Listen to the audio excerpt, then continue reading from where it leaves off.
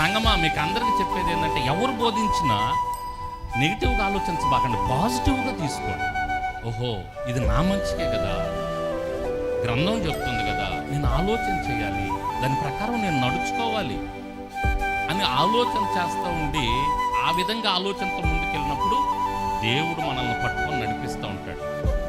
ఎప్పుడన్నా ఈ వ్యతిరేకంగా ఆలోచించామనుకో, ఏంది ఎట్లా చెప్తారేంది, అప్పుడు ఏమా ఎట్లా చెప్తారు, అదేంది ఇదేంది అనుకున్నావా, అక్కడే నీ ఆశీర్వాదాలు అడ్డం పడిపోతాయి, అక్కడే అడ్డం పడిపోతాయి.